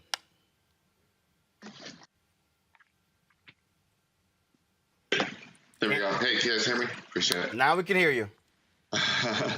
Good to see you, Brother John. I guess my question is, one of the things I think we probably can do as a community is support these Black farmers, and intentionally buy produce from Black farmers. Do you guys have like a portal or a e-commerce website where you can able to connect Black farmers with product directly with consumers, where we can just grab directly from Black farmers and help keep our Black farmers alive? Absolutely, and we want to connect those from local areas. Please look at our website, nationalblackfarmersassociation.org, and become a member. We need to be connected, and we need to share this information and knowledge and wisdom right now. And this is a very, very important time in history. For the first time, we're actually going to get hopefully $5 billion, $1 billion to go to technical assistance and outreach to do some of the things that you were asking a question about. That hasn't been set up yet. So I believe in the coming months, maybe when I come back on Roland, and I have more information on how these programs are going to be rolled out. But until then, we need support. The National Black Farmers Association needs the support of Black America to speak out and support us in this fight. I'll probably wind up filing something in court in the coming days. And I reached out to the Justice Department to look at this rinky-dink lawsuit here, is what I'm going to call it. And we'll probably wind up filing something in court as well, some sort of injunction of some sort. But we need the support from the Black community to speak up about this terrible injustice that continues against America's Black farmers. And we've lost the land. We've lost so much in this country. And we're going to fight back. I'm going to fight back, and I'm going to continue to fight back. It took us 30 years to get this debt relief to Black farmers, and I want people to ask them, the senators, to reach out and support Cory Booker's bill, the Black Farmers Justice Act bill. That's another way that they could help us. There's an additional fundings there, and to return the lands to the Black and newer beginning farmers in this country. So we're making some headways, and these people are mad about it, but they weren't mad about slavery. They weren't mad about Jim Crow, and they weren't mad about stealing all the land from Indians and from Blacks in this country. Michael. Mr. Boyd, have you, Black farmers, how do they do with being vendors to the Whole Foods, Harris Teeter's, Vons, Kroger, Giant, Safeway, you name it? Are they able to compete with those grocery stores where a lot of, obviously, people of color shop? And maybe that's one of the ways where Black folks, the consumer, can be helpful, is to say, are you getting from, what kind of farmers are you getting your produce from? Absolutely. And that's the type of effort that needs to happen, where corporate America simply isn't doing enough, in my opinion, to partner and contract with Black farmers. I've been seeking that out to companies like PepsiCo and others to actually issue contracts to Black farmers that, where they have a footprint and presence. I'm working on a deal now with Walmart that may pan out to do some good things for Black farmers. But I also want to remind people of how bad some of these companies have treated Black farmers, such as Monsanto, where we filed suit against them. And also John Deere, we're looking at maybe having some legal issues there where they refuse to service Black farmers, tractors and combines, and they come when they get ready. And white farmers in this country get same day service. That's the type of blatant discrimination that Black farmers are still existing right now as I speak to you on this show. So that was a great question, and urge all of these companies to do business. And where you're spending your dollars, especially in the food industry, ask them, do they have any contracts with Black farmers? Julianne, question for John Boyd. First of all, Mr. Boyd, thank you for your work and for your persistence in raising this issue about Black farmers. Now, when President Obama was in office, Tom Vilsack was the Secretary of Agriculture, and he was not the most easy person to deal with for Black farmers. However, he's been reappointed by President Biden. What's your thought about that? Has he been more malleable, or is he still sort of the brick wall that he used to be? Well, as you know, and me and Roland actually spoke about this on his show. We weren't excited about Secretary Vilsack going back to USDA, and I told him just last month, he said he wanted to listen and learn. I told him he should have listened and learned when under the Obama years, and he should get the payments out to Black farmers within 30 days is what I asked him to do. But the president had a Zoom call, and he asked me to support Secretary Vilsack coming back to the Ag Department because many of us didn't like that issue or that thought. I was more excited about Marsha Flood, someone more progressive, and that would to do more with Black farmers and expand our avenues there. But we got Secretary Vilsack; he's there. I'm going to try to work with him to make sure that these payments get out to Black farmers just as quickly as possible. And the president said if it doesn't work out, reach out and let him know. And I plan to do just that if he doesn't do what he says he's going to do. So we're going to give him a chance, and he has to show us this time. It's not the Black farmers showing him anymore. Now he has to show us, what he's going to do to advance the ideas and concerns of Black farmers and other farmers of color in this country. All right. John Boyd, let us know how it goes. Any help we can give, we're always there for you.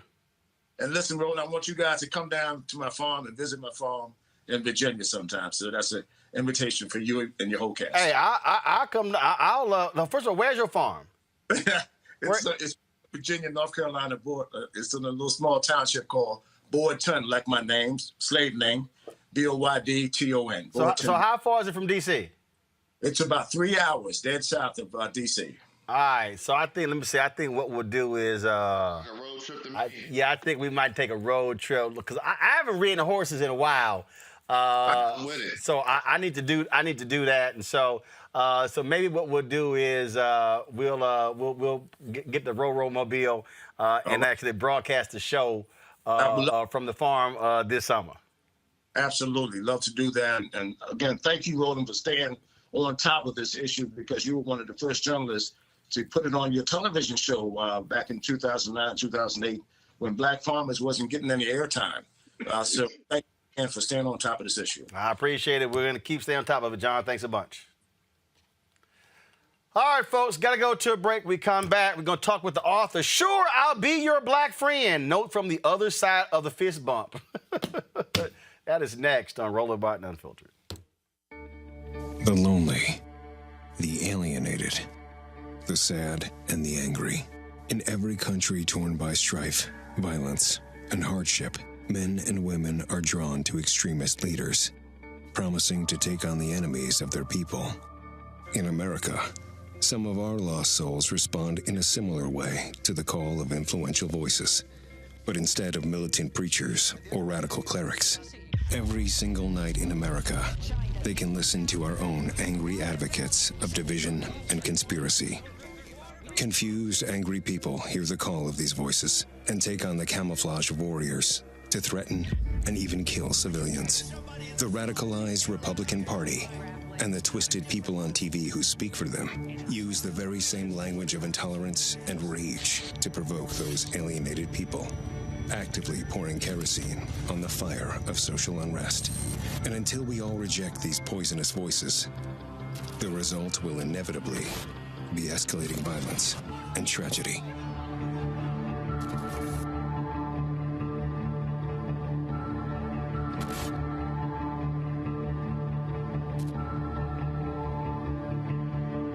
Hi, my name is LaToya Luckett. Yo, it's your man Dion Cole from Blackish, and you're watching Roland Martin Unfiltered. Stay woke. In Florida, recently passed voter suppression law is making it harder to vote by mail. Senate Bill 90 passed Thursday night, making it harder to use mail-in ballots and significantly limit the use of drop boxes. The major changes include drop boxes will only be accessible during early voting hours, same as in Georgia. All boxes are required to be occupied by an election office employee to be used. That's stupid. What's the whole point of the box? Drop box locations can't be changed within 30 days of an election, and instead of requesting a ballot for the next 2 general elections, requests can only be made for the next general election. This is what Republicans do when they are in power. In Texas, a Texas deputy sheriff is out of a job after a video showing him punching and yelling at a black teenager was released. The Harris County Sheriff's Office terminated Deputy Burt Dillow for violating several department policies, including the use of force during an altercation at a gas pump on March 26.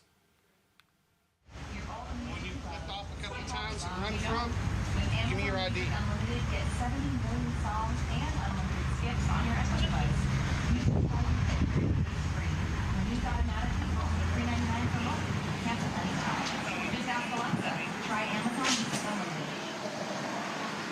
you hear that? It's the sound of the Ameritrades Education Center working smoothly behind the scenes to curate its own content. Don't run from me, boy. I'll beat your right here. Turn around and put your hands behind your back before I beat you out of you. Information. Don't be stupid. Head over to tvameritrade.com/education. What did I tell you?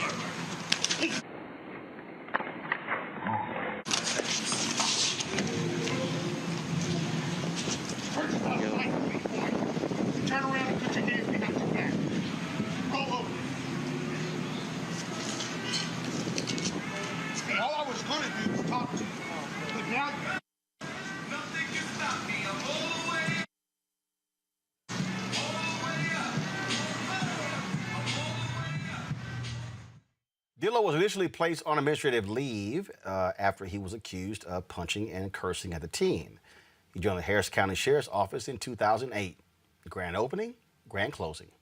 In Chicago, an oversight agency has finished its investigation into the botched police raid where officers forced a black social worker to stand naked and handcuffed. For 16 months, the Civilian Office of Police Accountability reviewed nearly 100 allegations of misconduct stemming from the night at a dozen Chicago police officers barged into Anjanette Young's home. Y'all, roll the video, please. The report found Young stood handcuffed and naked in front of the all-male group for a total of about 10 minutes. However, Young's lawyers says it was over 30. The agency sent its report to Chicago Police Department Superintendent David Brown, who has up to 90 days to recommend charges against the officers. This is the sort of nonsense, the misconduct that we keep seeing, Michael, that, again, until folks are fired, until they are truly disciplined, it's not going to change. Can't hear you. You're on mute. There we go. Yeah, it's interesting. Some of these videos, I thought that you would have on your crazy white people segments because people are sound like we're getting fired and suspended. I don't know. Roland, it's until the yes, policies need to change clearly within these departments, but until the courage comes, and you and I talked about this ad nauseum. Until the actual laws change relative to, I know what they're discussing on Capitol Hill, Karen Bass and Senator Scott, relative to the police reform bill. Oh, and Senator Booker. Until, there's actually laws that change, and I'm not suggesting that that'll even stop it, but at least you have, these folks have to give second thoughts when they're doing something, to think about their own personal well-being relative to their futures, economically, career-wise. If they don't have to worry about that at all, and there are no consequences at all relative to their career, to their own economic circumstance, these kind of things are going to continue. So policies have to change within these departments, and then the actual laws have to change, which means courage from elected officials taking on the police unions, which is extremely difficult. Look, that's what it boils down to. But at the end of the day, that's why the George Floyd Justice Act is critically important, Julian, that it has to pass the Senate because you've got to be able to have true police accountability in America. Roland, I need you to take a reel of the crazy-ass white people, add to that, and send it to Tim Scott. so that maybe he can see this stuff up front. What I was reminded of, both with the sister being forced to stand nude and with the young man being beat on, it reminded me of enslavement. It reminds me what people felt they could do during enslavement. So while we talk about all this progress, we also have to talk about, and sisters will take it personally, the humiliation of having to stand in front of a room full of men, butt naked. But that's what they did to us when they put us on the auction blocks during enslavement. So Lori Lightfoot in Chicago has to do more. But we've got to do more everywhere. It's not just the George Floyd act. It's, as Michael said, it's the swift firing of these people who do not know how to respect people. With that young man, it didn't have to go down like that, nor did it have to go down like that with the sister. These people just need to be fired, and maybe give them a job, picking cotton at John Boyd's farm. Eugene? Look, the thing is this, right? I'm not a believer in mandatory minimums except in like one case, and that's when you have police misconduct, police brutality, and violation of rights. Look, I think that you need these bad officers have to be fired. These bad officers have to be prosecuted. And look, I think you got to do two things, right? I think that you probably got to go in and break up the police unions.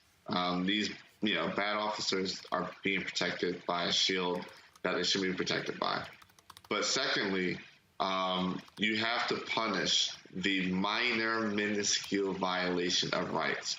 You start doing that, the big stuff won't come about because they'll be too terrified to do something as much as, as violate your right to not be illegally searched that, they won't come around and feel like they put their hands on you because they know that if it's so stringent for the minor violation, the major violation is going to lead to a much harsher punishment.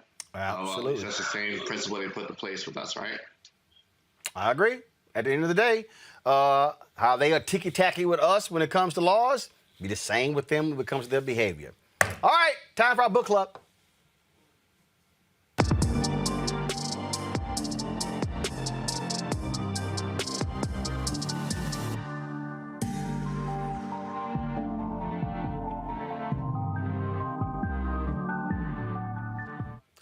All right, folks, how many times did y'all see the show like Friends and others where they always had that one black person, who was the black friend? A new book provides an instruction manual on race with subjects like things you should probably not say to your black friend. The author of the book, Sure, I'll Be Your Black Friend, Ben Felipe, joins us right now. Ben, how you doing? I'm doing good. Thanks for having me. All right, so what was the basis of you deciding to write Sure, I'll Be Your Black Friend? Did you find yourself in a situation where you had lots of white friends and it was just you? Yeah, multiple times in my life. I guess my story is that I was born in Haiti, and then we moved to Canada, which kind of explains the accent. And then after that, I moved to America. But again and again, I found myself in, white spaces. And the thing is, when you're a kid, you're not your most politically active self yet. You just want to fit in. You just want to be the kid who's not eating lunch alone. And so I had to learn to sort of fit at those tables, to be friends with tables full of 20 white people. And I was a black friend. So it led to a lot of good life experiences, interesting conversations, messy conversations too. And I figured, I think I could write more about this. So how often did you find yourself having to explain to your white friends black stuff? Fairly often. I think because I'm an immigrant and I wasn't sort of raised in African American culture. They ask me fewer sort of questions about how, hey, black people in America, how do they think? But I think they often turn to me for permission. They're like, hey, man, so that's not racist, right? We're friends, you and I. I'm just not cool with my sister dating a black guy. That's not racist. So I was the guy that they would come to for permission to have that opinion. And, okay, so when those things happen, you were sort of like, did this fool actually say that? That's the thing, though. I had no one to turn my head to. You're at a... No, but see, that's when you turn your head to an imaginary black person. Did this fool just say that? Okay. So when it happened, were you silent or did you say, "Are you stupid"? I would honestly, if I'm being real honest here. No, don't lie. Be honest. When I was younger, I would like try to smile through it. I'm like, well, you and I are friends. I believe you're a good person. You kind of learn those platitudes like, I believe you're a good person. I believe you're a good person. But eventually you get like, no, man, that is so messed up. That is so messed up that you would turn to me to say that and that you would expect me to just nod along and smile at that sort of world perspective. So it started to take a toll. I think the book sort of not deviates, but it grows along with me from like smiling through it to realizing I'm so tired of smiling through it and figuring out how to answer those questions. So did it get to a point for you where you just said, I'm tired of giving white folks cover. So, and did you go all the way hard where, so how's this? Hell no, don't do it. It's stupid. You're a dumbass. Next. Yeah. And I think, honestly, they would start to feel foolish. Like, if you summarize the exact conversation to them, back to them, they're like, oh, crap. Yeah, I'm really, really sorry. I'm like, yeah, that's not okay. We're going to keep talking about it until you kind of understand how wrong that is. So why stay friends with him? Sorry? Why stay friends with him? Or no, first of all, why stay friends with him? Or were there some where it was so much racism, you were like, you know what? Yeah, I'm out. You and I can't vibe. Honestly, I think it's half and half. I think some people, when they're just asking no questions because, like, they don't realize how messed up it is, I'll explain it to you once, and if you hear it, if you understand it, if we can sort of move forward, we can still be friends. We can still be cool. But if you're going to play devil's advocate, which a lot of people in this world love to play devil's advocate, then it's like that point where you're just, I just have to be out. Questions from my panel. I'll start with you, Eugene. So, because I'm sure Eugene, being a black Republican, he's very familiar with, sure, I'll be your black friend. No, we won't play them games. That's in that category of games we just don't play. But we will play the swerve and curve game. Look, because there should be no expectation that I'll be a black friend to justify some of the BS that comes out of some of these folk mouths. So I guess I know you talk about how to be that black friend, but what are some of the tactics that you might use to swerve and curve out of some of those situations that are just like flagrant and over the line? Just checking out of it. It's difficult to sort of.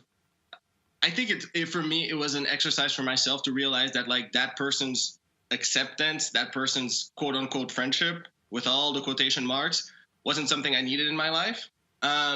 So that tactic was just, if you can't see me as a human being, if you can't see me as a full person, if you can't actually see the problem with the thing you just said to me after it's out of your mouth, then I'll just remove myself from that situation. I think there's a lot of power in just removing yourself from those situations, from those sorts of connections and friendships, because then in the few instances I'm thinking about, people just don't have that sort of crutch of saying, I have a black friend.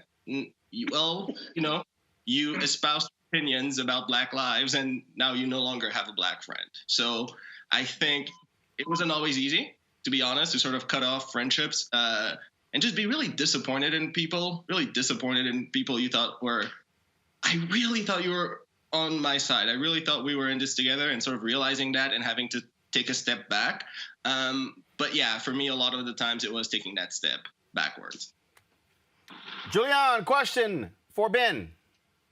But what's the most outrageous thing that a white person has asked you or said to you that made you the angriest? I mean, they have all kind of stupid stuff to say, and sometimes, I've had people ask if they could put their hands in my hair. No, not unless you want to pick up your teeth. But what's the most outrageous thing that anyone has asked you or said to you? How did you handle it?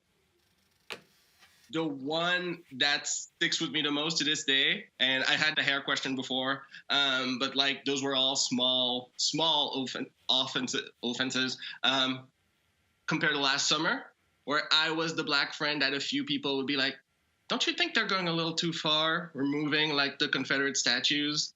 Don't you think that, this is getting a little too messy? I'm like, no, I do not. I do not think it's enough. I think this world is so exhausting for Black people in America that it needs to change. It just can't go on like this. But I think that was the hardest one, to be honest, last summer, when people were expecting me not to be angry or not to be on the side of Black Lives Matter.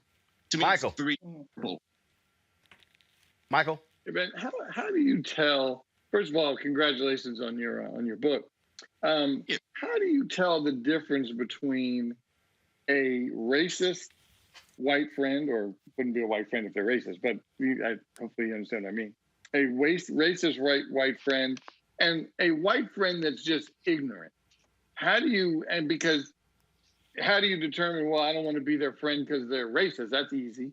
But do you not want to be their friend if they're ignorant? And if they are ignorant, what do you do about it? That's a very good question. I think that's what I spent a lot of my life figuring out, like that line between the two. And it comes from having a conversation.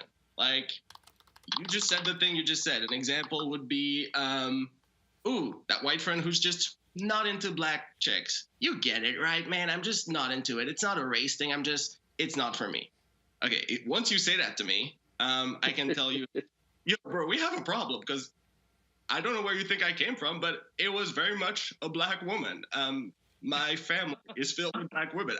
That is a huge problem for me. And if you want to have a conversation, I can be understanding, of course, that like you grew up in a town where you had no minorities around you, where you were just sort of raised to believe that's normal. So we can have a conversation. I'm ignorant about many things in the world. So we can come to a common ground. But if you're going to start to not fight me, but argue me on the basis of my own humanity, then that's just, there's no path forward. Got it. Thank you, Ben. Folks, the book is Sure I'll Be Your Black Friend. Notes from the other side of the fist bump. Did they even get the fist bump right, or was it difficult trying to show them the high five? It wasn't easy. I'll say that. It wasn't easy. I don't know. First of all, my last question: did you get your own Black friends to give you to decompress from your white friends? Yeah, that was like honestly the biggest, not to go on too long, but that was like the biggest change in my life, was when I sort of like, when I was a teenager, I met other Black people. I found a table of people who were like me, who were like, oh boy, this fool's been raised by a lot of white people in his life. I was like, yeah. So let's just decompress. Let's just be safe together for a while. And I have friends of all ethnicities, but that was a blessing. Well, I'm so glad you got a chance to meet some Black people, so you would not have PTSD with all those clueless white folks. All right, Ben, I appreciate it. Thanks a lot. Thank you so much for having me.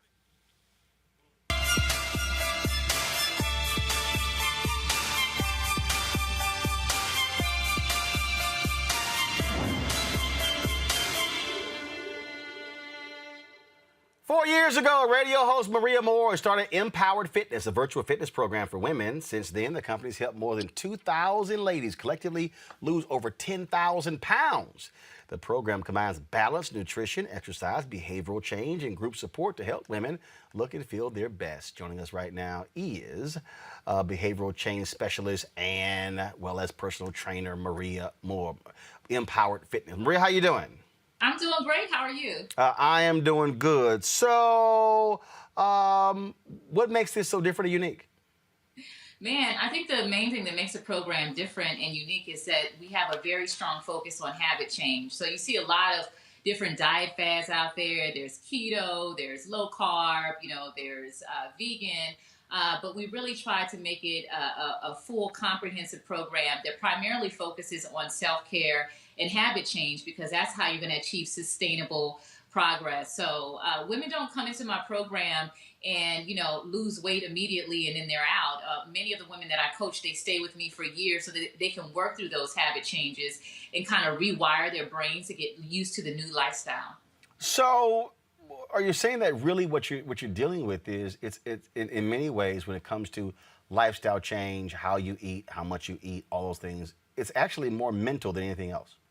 Absolutely, absolutely. You know, I think that people really underestimate how big of a deal habit change is. You know, your brain is wired to do a series of things, right? So first you have a trigger, then that trigger creates a routine, and then here comes the reward. And so I think that's how people get caught up in bad habits, and the same way you get caught up in bad habits, you can reverse those habits and turn them into good habits. But things as little as, you know, having your water bottles out on the counter, you know, creating a routine to where you don't have your phone charging right by your bedside, so you're not tempted to look at it, so that you get enough sleep.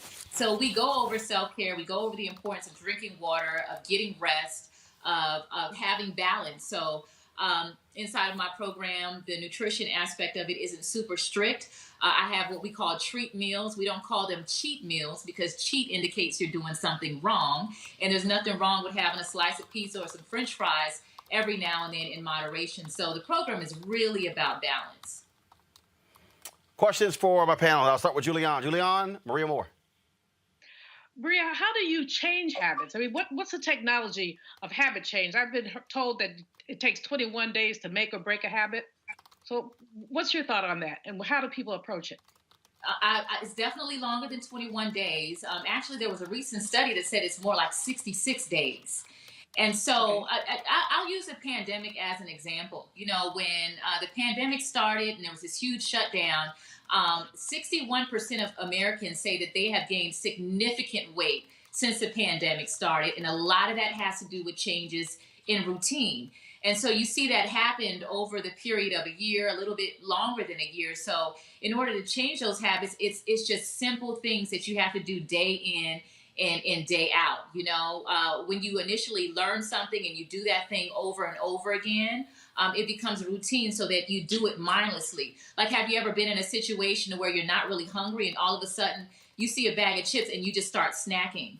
You know, that is something in your mind, a routine, a pattern that your brain has created because there was a trigger that caused you to do that thing in the past. So it really is about doing those things, like I said, leaving the water bottles out on the counter, making it a routine to meal prep on Sundays, you know, pulling out your schedule and dedicating time to get active. You know, on Tuesday and Thursday mornings, I'm going to do this type of exercise, but it is a cycle that you have to repeat over and over and over again so that it becomes second nature. It's easy to lose weight really fast, but you have to create repetition for it to become a habit. Michael. More. Good work, by the way. Congratulations on the great work you do. Thank you. What's more, besides, of course, the obvious answer, it's combined, but what's more important, diet or exercise? Diet. Diet, absolutely. Absolutely the food. You know, I see women all the time, and even, you know, I've had a lot of husbands. I've had a lot of spouses of the women in my program.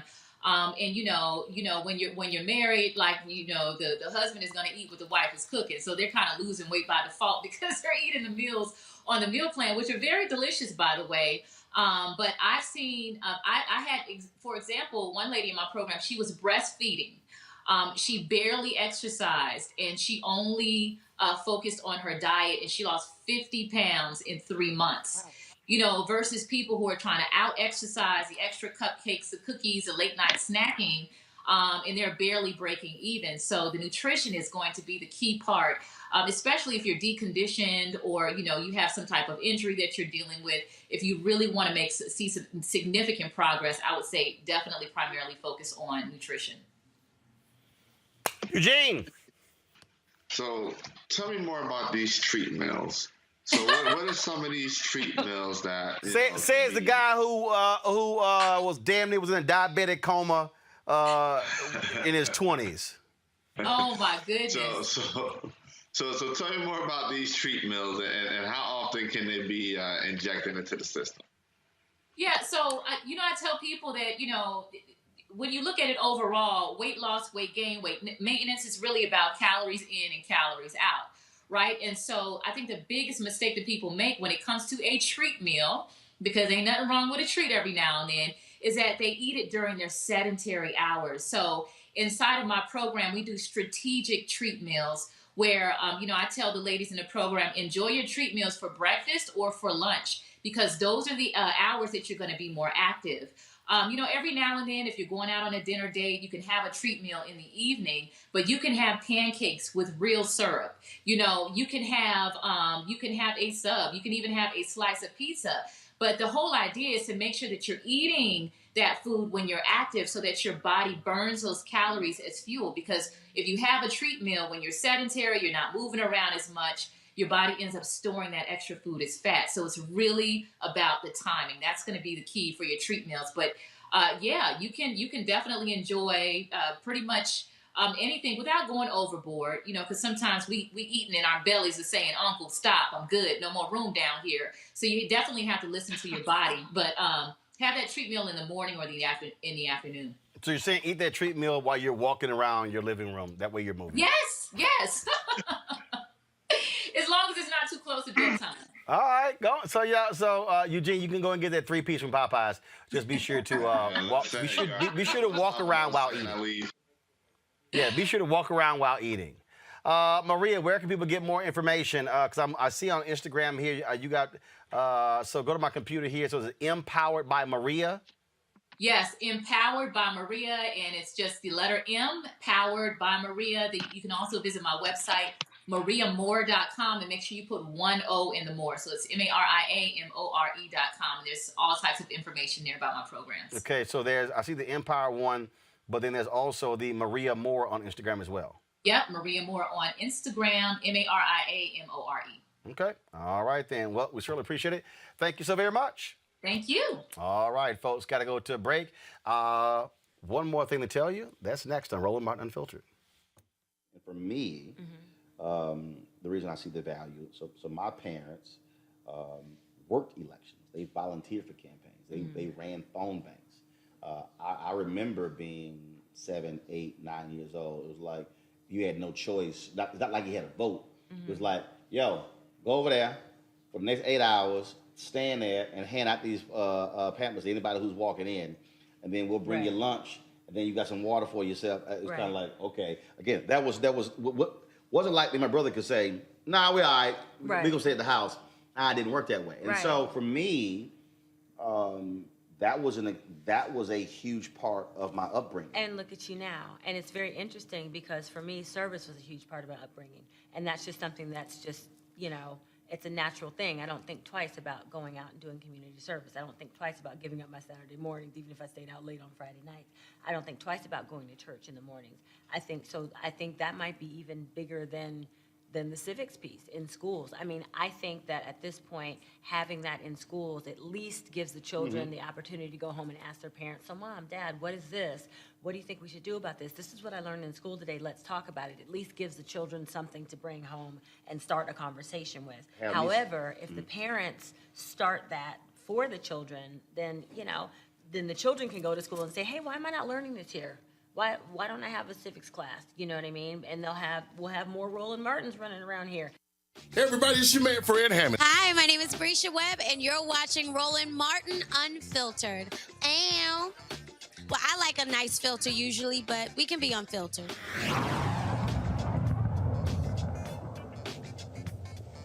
All right, folks, got some big news for you. I am returning to TV One. Okay, no. My show is staying right here. I am not. So I was there for 13 years.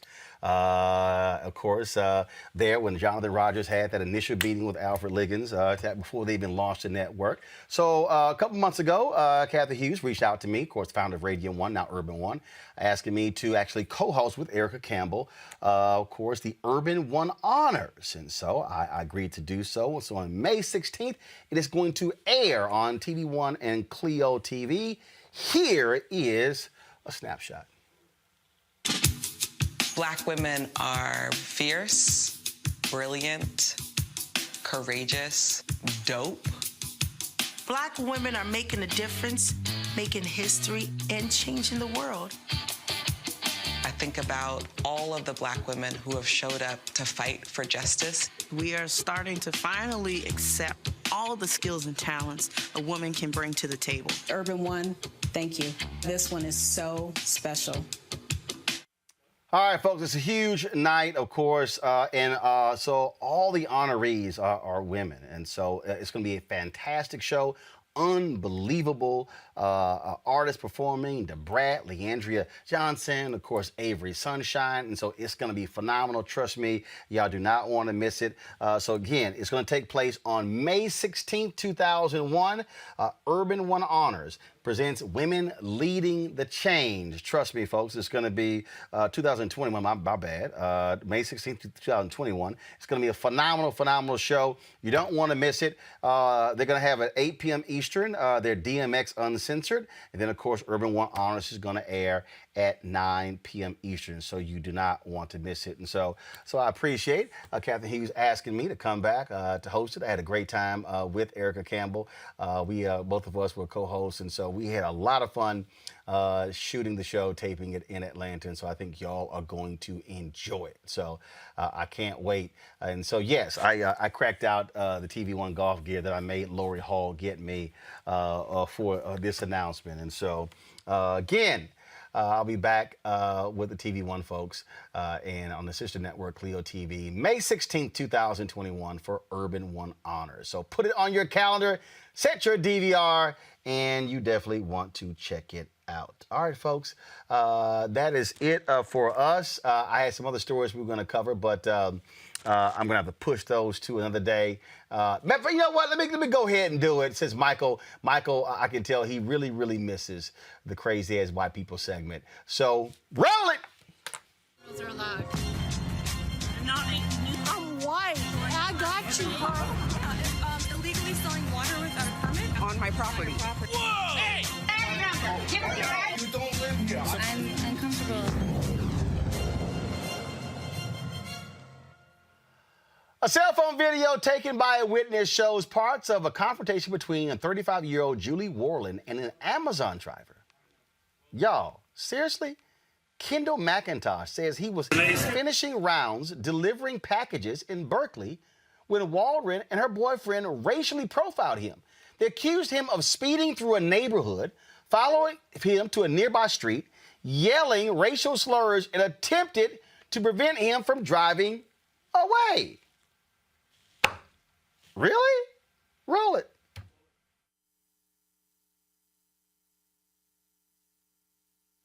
Y'all, it's crazy. Y'all, it's absolutely nuts. Big ass Amazon truck. They can't figure that out. Y'all, Warland faces charges of suspicion of false imprisonment, battery, using offensive words, and willfully threatening a person based on their appearance. Michael, it's a big ass Amazon truck. I have no comment. It's a crazy ass white people. Seriously, crazy ass white people. Roland, where do you get these people from? Huh? Where do you get this? Where do you get this shit from? Excuse my language. I don't get them anywhere. They're in Senator Tim Scott's America.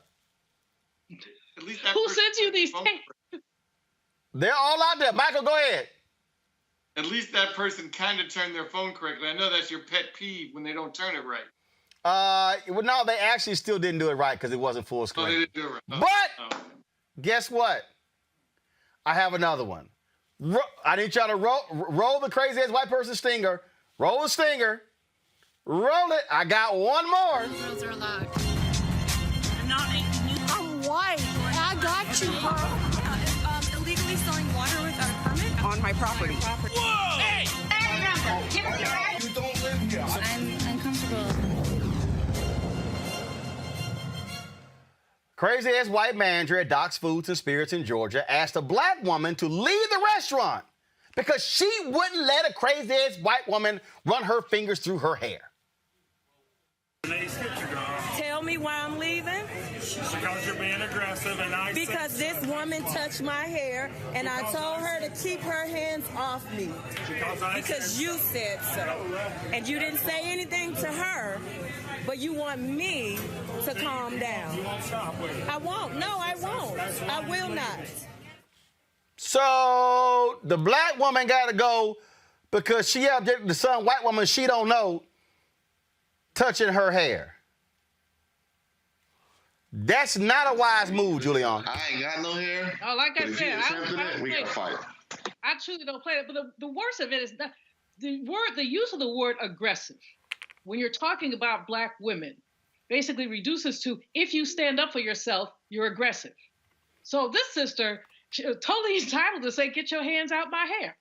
And the manager. I'm hanging up though. Is that okay?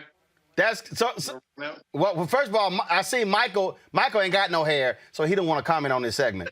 But I don't have that much, but that which I have is mine. Do not put your hands in. Michael, I don't understand. Michael, you ever hear anybody's white go, "Hey man, let me touch your bald head"? When I was younger, that occurred more once and twice. Yeah. That's an ass whooping right there. Eugene, final comment. Listen, you can try to touch this. It is hands on sight. Anybody can get these hands.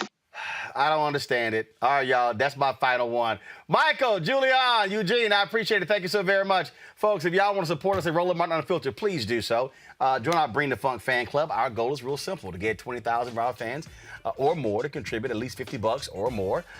If you don't have it, or less, that's fine, to support what we do here at Roland Martin Unfiltered. We've got some amazing things that we're doing. Just know this weekend, we're going to be heading down to Elizabeth, North Carolina, broadcasting live Friday. On Saturday, we'll be live streaming the march, the massive march taking place with regards to Andrew Brown. He was laid to rest today in North Carolina. Of course, there's going to be a big march for justice in his case on Saturday. We will be there. Next Wednesday, May 13th, we're going to be in Baytown, Texas, broadcasting live there, live streaming that rally for the first anniversary of the sister who was shot and killed by a Baytown police officer a year ago. And so your dollars goes to support what we do. Travel, that costs money, having crews, all that sort of stuff that goes with it. And so we want you to support what we do. Cash App is $RM Unfiltered, PayPal.me/R Martin Unfiltered, Venmo.com/RM Unfiltered, Zelle is Roland at RolandSMartin.com or Roland at RolandMartinUnfiltered.com. And so we certainly appreciate it. Thank you so very much, folks, for joining us. So much news today. We couldn't get to everything. We had some serious technical issues getting Jane Elliott on the phone from Mexico.